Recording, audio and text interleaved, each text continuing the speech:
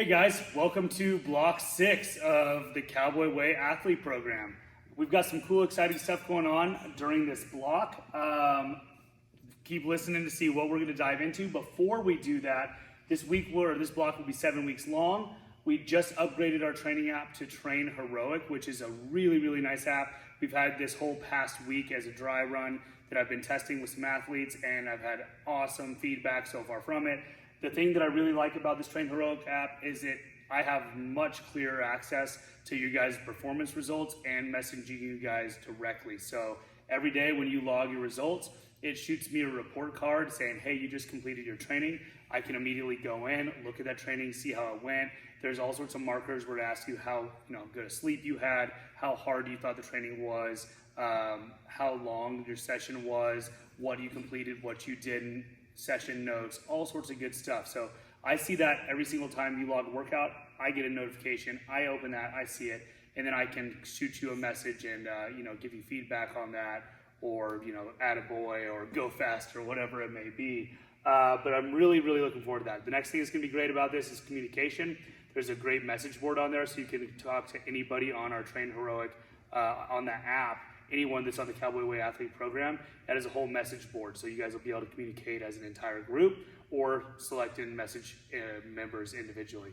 Lastly, if you have a buddy that you want to start doing this training with you, tell them to use the discount code FRIENDZONE and they'll get 75% off their first month.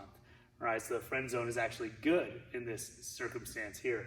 So 75% off they will. So if you want them to try it out, just tell them to type that in at their checkout and they'll get 75% off. It's only $25, so 75% off of that, it's a lot. So anyways, here's what we're gonna be doing in this upcoming block. In our gymnastic focus during this block, this is gonna be a lot of fun. I think that this is gonna be something that not a lot of you guys have done before. Pre-fatigue sets. So what this means is we're gonna do some sort of movement pattern that is gonna be detrimental to the next movement pattern, affecting your handstand push-ups and your pull-ups or chest bar, whatever version.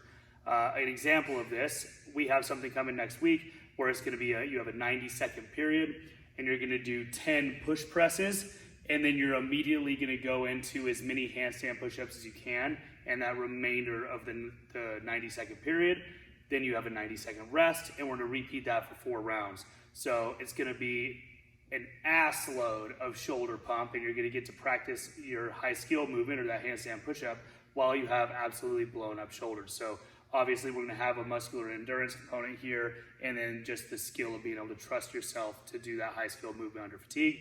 And we'll be doing that with pull-ups as well. So whether that's with like a pendlay row and pull-ups or any sort of version in between. But pre-fatigue sets is something you're gonna see every week. Muscle up strength and skill work.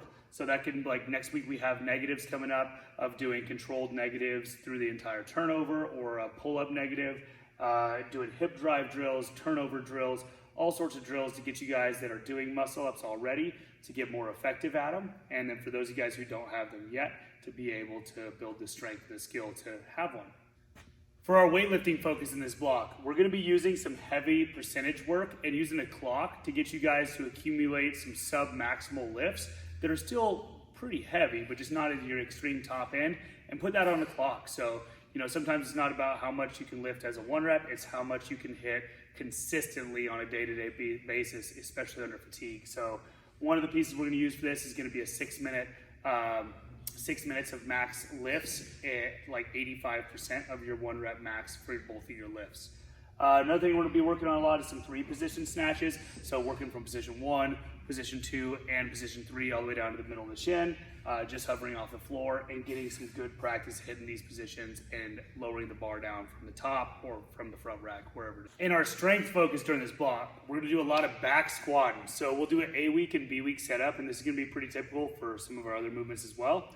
But on our A week, so on week 1, we're gonna be doing some heavy load and low rep work. So we're gonna start out with some RPE focus, and then we may move into some percentage work after that based off of that initial RPE. But we can expect to see on week 1, we're gonna start out with a heavy single. We're gonna work up to a 1 and a 9 and do some drop sets. So we're gonna do singles and doubles, maybe some triples at some point in the block. And then on our B week, we're gonna be going through some 1 1/4 squats. So those, and there'll be videos for all of this, but where you go to the bottom, stand up a little bit, come back down, and come back to the top, and getting that rebound at the bottom, getting really comfortable with using that turnaround or that reflex at the bottom of your squat.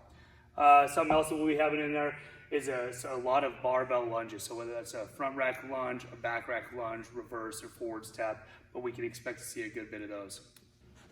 In our aerobic development, we're going to be doing some pacing work to get you guys to be more comfortable holding an aggressive pace for a short to mid-length time frame. So that could be anywhere from like 3 to 7 minutes, something along that time frame, and then being able to rest and then repeat it. So what this is going to have good carryover for is that way when you're in the middle of a workout and we have a bike or a run or a row or a ski or whatever it may be, that you're able to hold a higher pace even when you have, you know, a pretty high amount of fatigue. So we're going to do a lot of work at getting you guys more and more comfortable holding those higher paces for a little bit more of a prolonged time, and then resting a little bit and executing that again. So this is going to be not the most comfortable, but a super rewarding piece, focus for you guys. And then as always, this is always, I hate to say always, but this is always going to be something that we have in here, is long, slow heart rate target pieces.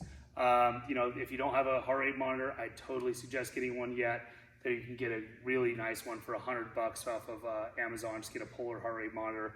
But this is the stuff that's kind of boring, but once you get in the rhythm of it, it turns into something that you actually enjoy. I know it did for me. I hated it at first, but now it's something I actually look forward to, and it has massive benefit to building your aerobic capacity. So this is one of the most underutilized pieces I feel like in CrossFit training. So this is something that's always going to be here, and we've got to hammer the shit out of.